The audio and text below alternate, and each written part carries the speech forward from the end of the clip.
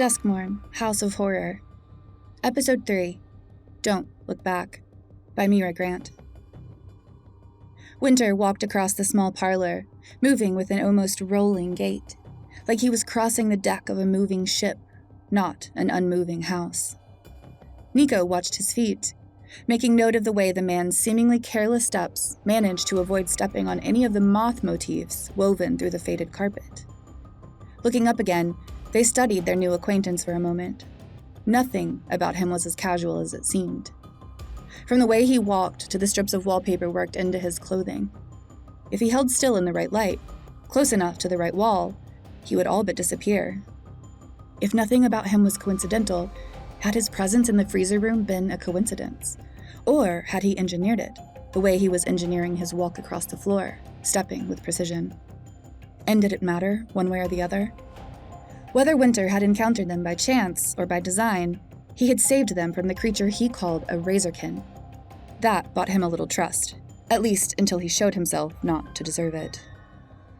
Decision made, Nico began to follow him. "Stop," said Winter, twisting at the waist without moving his feet. They remained planted firmly where they were, in the blank spaces formed by the rug's design. "Don't step on any of the moths." "The moths?" asked the Wanderer politely. "In the carpet." Winter gestured to the room around them. The warmth, which had seemed so soothing when they first emerged into it, was quickly becoming sweltering. Whoever last fed the fire had stoked it a bit too enthusiastically, and as the chill seeped out of their bones, it was being replaced by an uncomfortable heat. Nico followed the sweep of Winter's hand, frowning as they noticed that the moth motifs in the carpet continued up into the wallpaper. Some of the framed pictures on the walls were entomological diagrams of moths they almost recognized, species they'd seen flitting around the temple braziers on Theros. The rest were unfamiliar, united by their oddly shaped wings marked with rough-sketched, watching eyes. The whole room felt like it was watching them, through the moths. There were no windows. The Wanderer continued to watch Nico, an almost perplexed expression on her face. "Are you going to explain why we shouldn't step on the nicely woven moths?" Winter exhaled, the ghost of a laugh clinging to the sound. "I knew you were new, but I didn't think you were that new," he said. "How did you survive long enough to reach the flood pits? Duskmourn should have had you long before you could get that far. Unless the house isn't hungry. But if the house weren't hungry, it wouldn't be setting lures." "What are you talking about?" asked Nico, a cold pit opening in the bottom of their stomach. Every plane had its ambush hunters, the great anglers who dangled a lure that looked like a worm or a spider or an entire human body, using it to coax prey close enough to catch. "You came here through a door, didn't you?" asked Winter. "A door you'd never seen before, that didn't belong wherever it was you found it. And it wasn't locked, and it opened easily when you tried it. And the house was on the other side, like an invitation to adventure. Like it wanted you to come in and look around. But when you tried to turn around and go, the door wasn't there anymore. You belong to Duskmourn now. You said that before. I'll say it 100 times if that's what it takes for you to understand. Duskmourn is the house." Winter nodded fiercely. "Yes. And the house is aware? Intelligent? It hunts? The house is aware. Whether it's intelligent or not has never mattered enough to care about. You don't ask the thing that's trying to swallow you whole whether it understands what it's doing. If it understood enough to care, it would have listened to your screaming for it to stop." Nico looked around the room again. It felt more ominous by the second, the heat less like a roaring fire and more like the sickly warmth that radiated off a fresh dragon carcass, something living and looming. The eyes of the moths in the walls were a weight against their skin, making it clear that they couldn't escape notice even if they tried. Instinctively, they reached for the warmth of their spark. Not to flee, not to leave their allies behind, but to cup it in the hollow of their will. To feel its reassurance and know that their fate was not yet sealed. And, as had always been the case since the invasion, they found nothing where that tiny flicker of the blind eternity should have been. Only void, a vessel too broken to contain anything but dust. They recoiled from the sensation, not an easy thing when the feeling was anchored to their soul, and returned their attention to Winter, who was still watching the Wanderer from his place by the fire. How could he stand so close without overheating? "We didn't come through the door because we were lured," said the Wanderer. "We came seeking a child who has been lost, although He wouldn't thank me for referring to him as such. His mother she was also lost, in a different way. I have a responsibility to him. And when I discovered that he had entered your Duskmourn, I had no choice but to follow. My friend here agreed to come with me. Just the two of you, hunting this cursed place for a single kid, Winter scoffed. You know there are easier ways to die. Stop that talk, said Nico. Our fates are not sealed. We have allies in the house, and as soon as we find them again, we'll be able to get out of here. Kaito was still a planeswalker, his vessel unbroken. And even if he hadn't been, the square box Nico had been given by Niv Mizzet was still hanging over their shoulder, humming contentedly to itself. Small lights blinked at one corner. It was transmitting information back to Ravnica. Help was coming. Help was coming, and they were far from helpless, even in this strange place with its unfamiliar rules.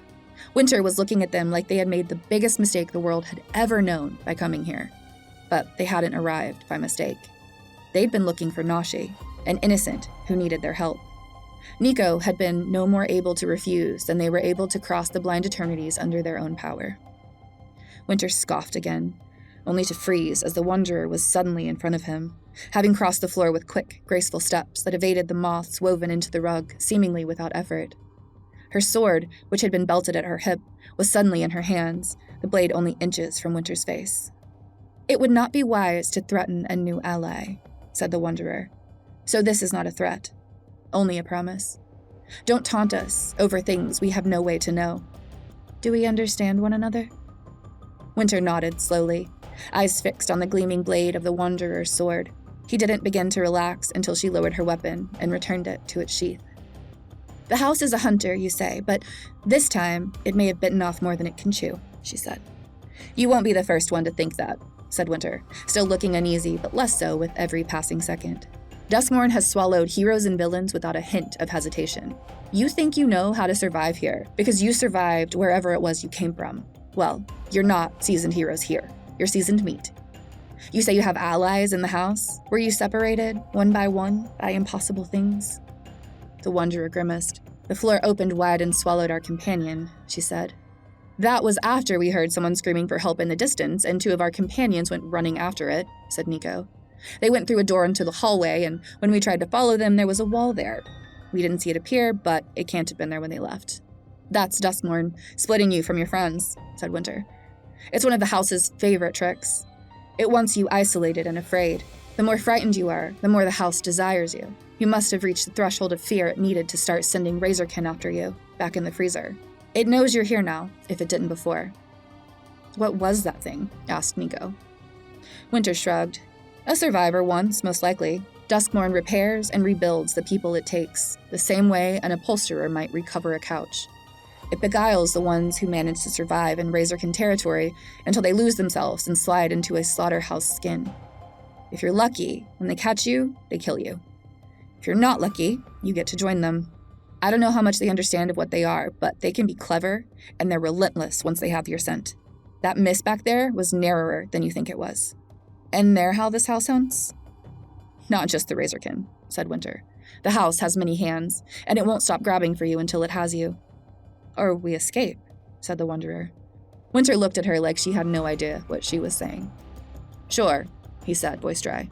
Escape. I thought we were being polite now, said Nico. Yeah, sorry, said Winter.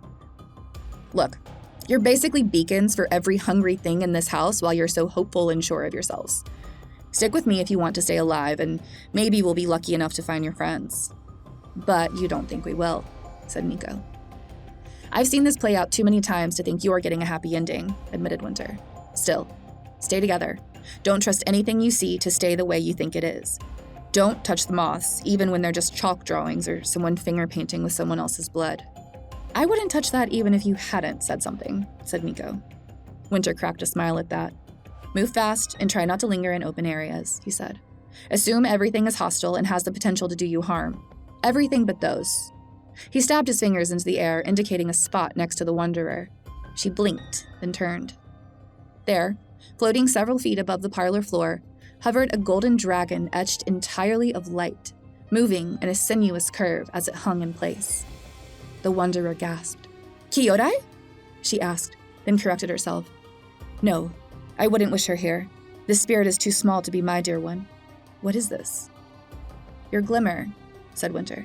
Everyone in Duskmourn has one. It's your hopes and dreams, or whatever's left of them anyway. I think the house makes them. No one really knows. Where's yours? Asked Nico. Where's mine? Winter only shrugged. My Kamigawa, breathed the Wanderer. Nico said nothing. We shouldn't stay here any longer, said Winter. The only reprieves Duskmourn offers are brief ones. But if we follow her glimmer, it should lead us along a relatively safe path. Can it take us to Nashi? Asked the Wanderer. Only one way to find out, said Winter. The Wanderer leaned in toward the floating spirit. Please, she said, and the glimmer began to swim through the air to a doorway on the far wall. The others followed. Kaito fell without a sound, pulling on every ounce of his training to remain as calm as possible while he was dropping through the dark. Himoto's claws dug into his shoulder as she anchored herself, refusing to be separated from him, and the fall was long enough to allow a flicker of amusement. He might be the only one who'd fallen, but he still wasn't alone in the house. Himoto was with him, as she always was, as she always would be.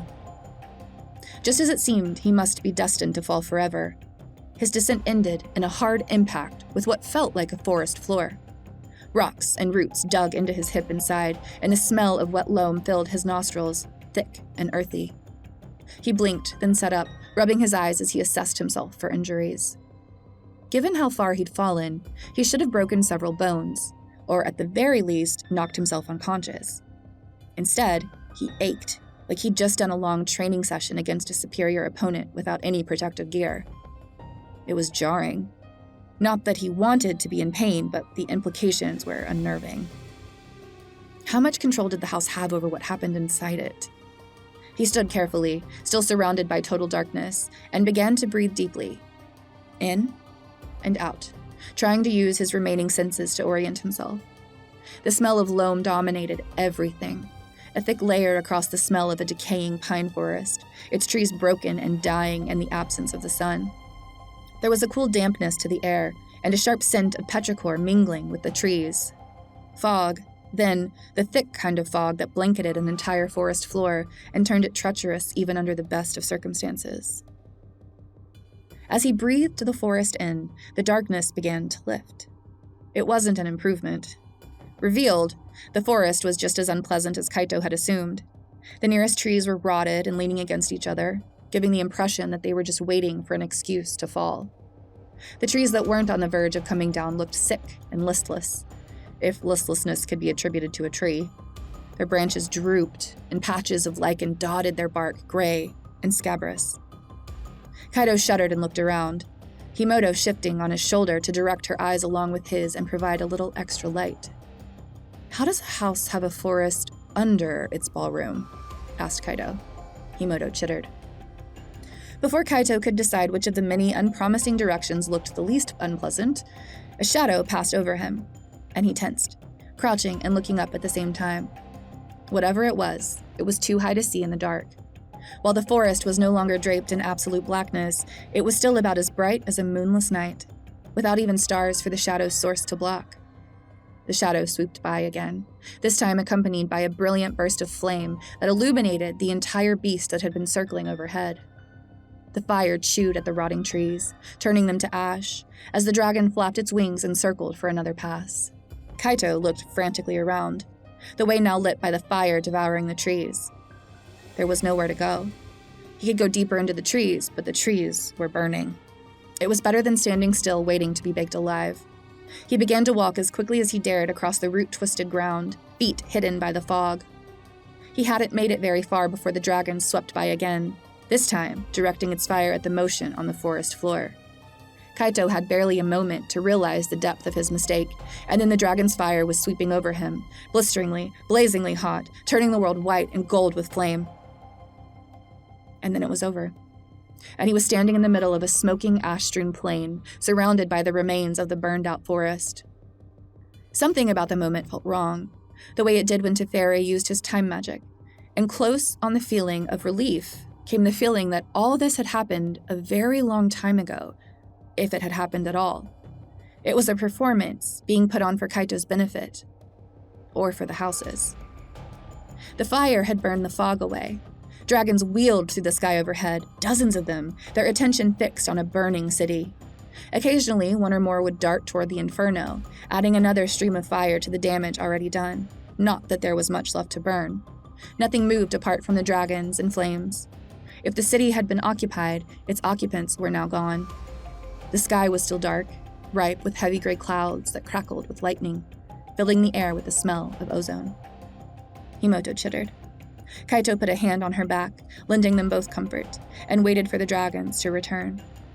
There was a sound like someone slicing through shoji with an improperly cleaned sword, rough and ragged and grating, and the landscape began to flicker and fade, moving in and out of visibility as if transforming all around him. The sound of ripping paper grew louder, then stopped as abruptly as it had begun.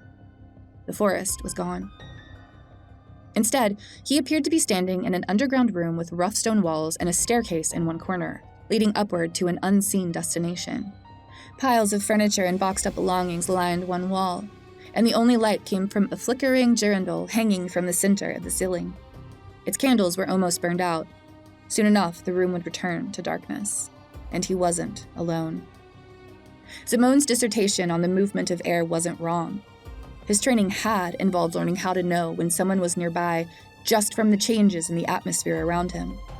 He tensed, more worried now than he had been by a mystery forest filled with phantom dragons. This was something physical, something that could potentially do him harm. Something that was moving closer, trying to be quiet, but still approaching.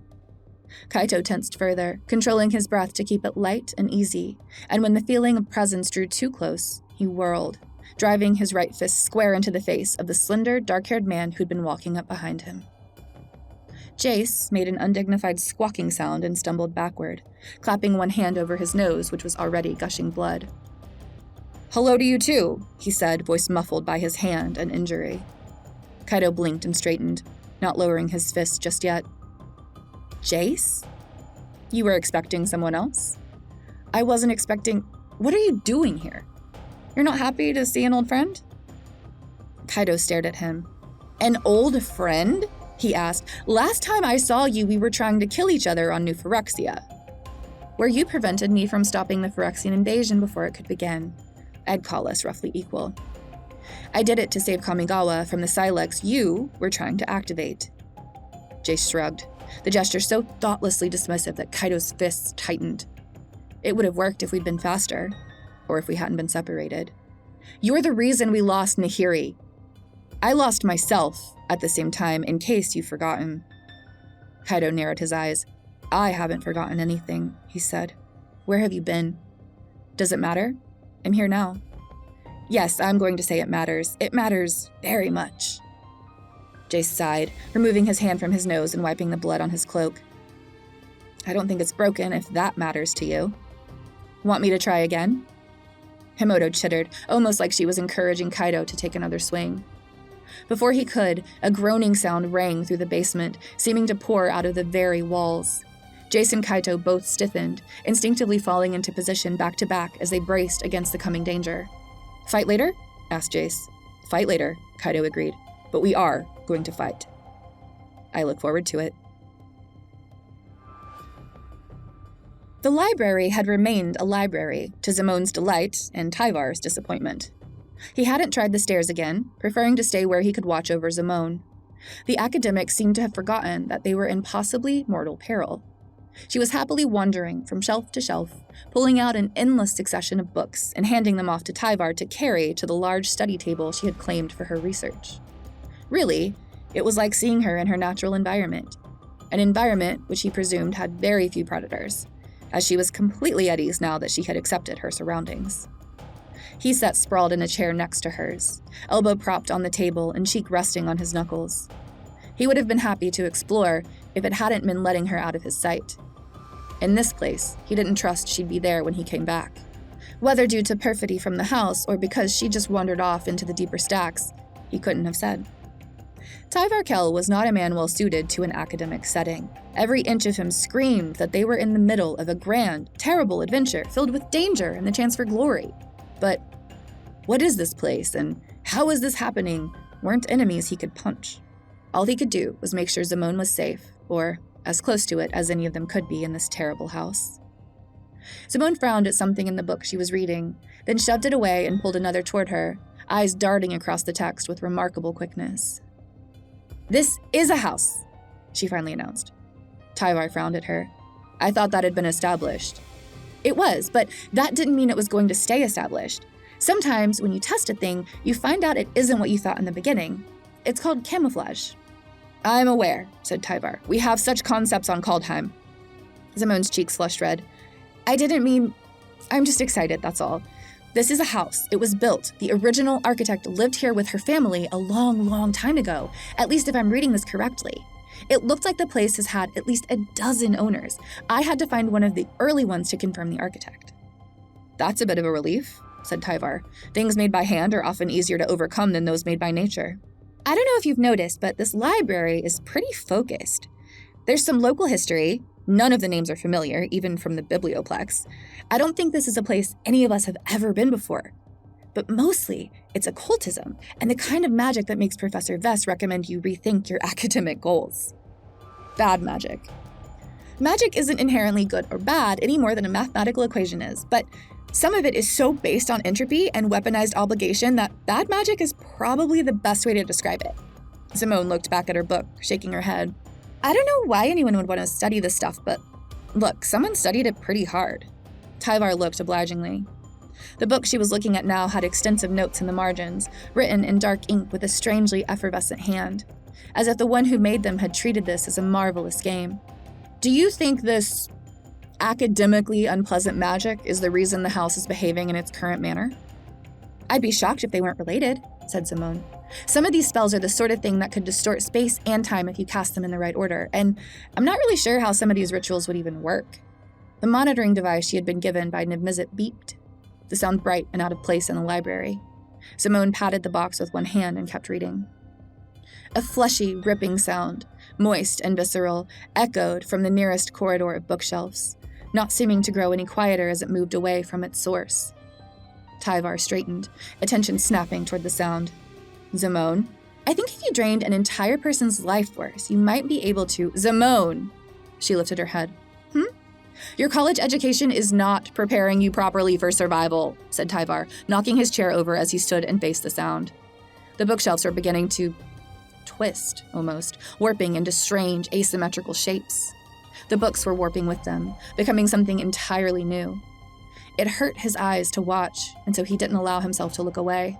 Something that distorted the world as it approached was something that wanted you to look away. He wasn't going to make them easier targets. Simone squeaked and scrambled to her feet, moving partially behind Tyvar as he stepped forward toward the distorting patch of space. "Stay back." "I approached no closer than needed," he assured her, even as something terrible ripped itself out of the twisting hole and launched for his chest. It was technically bipedal, with skin the color of old, dried clay that had been exposed to the elements for too many years. It had no hair and wore no clothing, but it had 6 eyes, clustered on its face like the eyes of a spider, and a mouth that opened too wide to be functional, bristling with teeth like shards of broken glass. Its limbs bent in too many places, and it moved with a horrific, spidery grace. It slammed into Tyvar's chest, claws digging deep into bare shoulders as it twisted to rip his throat out. He twisted at the same time, using the creature's own momentum against it as he flung it over his shoulder, opening deep gashes in his own skin in the process, but leaving his throat unripped. "Tyvar!" shouted Simone. "Stay where you are," he yelled back, and threw himself after the creature. It roared and squared up to meet him, oddly jointed limbs moving easily to find purchase in the surrounding shelves. The distortion it had emerged from was almost faded now, the bookshelves slowly easing back to normal, but the shelves it had anchored itself against were starting to warp. The twisting was a function of the creature then, and something to watch for. Simone grabbed her monitor from the table, hugging it to her chest. The creature's head snapped around, attention caught by the motion, and its eyes fixed on her. Smoothly, it began to turn in her direction. Marble busts of humans and elves had been shoved into some of the gaps on the shelves, serving as bookends and adding a haunted quality to the library that Tyvar could easily have done without. He grabbed the closest of them, feeling the structure of the stone bleeding into his skin, and flung the bust as hard as he could at the creature's head. This wasn't a friendly throw, or even the sort of throw he would have aimed at a wolf that wandered too close to the village flock. This was a throw designed to do as much damage as possible. The bust burst against the beast's skull, and it lost interest in Zimone immediately, whipping around to resume snarling at Tyvar. He clapped his hands together, stone still spreading up his arms, until it had encased the wounds in his shoulders and stopped the bleeding. A planeswalker spark is too much for one heart to hold. It makes you complacent, he snapped. I've been working on my legend since mine blew out. The creature snarled again and leapt for him. This time he was braced. He grabbed it by the wrists and swung it around, slamming it into the floor before kicking it in the side of the head. It hissed and snarled. He planted a foot at the center of its chest, keeping it where it was. She's not for you to harm, he spat. The creature snarled again. The sound was somehow hollow. Tyvar raised his foot, stones spreading down his body, and when he felt it close over his ankle, he stomped down as hard as he could, driving his foot through the creature's sternum. It splintered and broke like a rotting plank, and the beast went limp. Tyvar sneered, releasing its wrists, and turned to walk back over to Zimone, the stone fading from his skin. How? The natural world answers to my call, he said. I used to need a fragment of the material close at hand to shift my skin, but now I can carry the memory with equal closeness. Well, that's great, but look. Zimone pointed behind him, hand trembling. Tyvar turned. The creature was pulling itself back together, chest expanding, blood beating up and rolling back to the body, where it poured back into the creature's rapidly sealing wounds. With a whining grumble, it got back to its feet and snarled at them. Tyvar paled. Zimone grabbed his arm, tugging. Maybe we should run, she said. Brave deeds only carry honor when recounted, said Tyvar. And together, they turned and fled deeper into the library, away from the snarling creature, into the shadows of the shelves.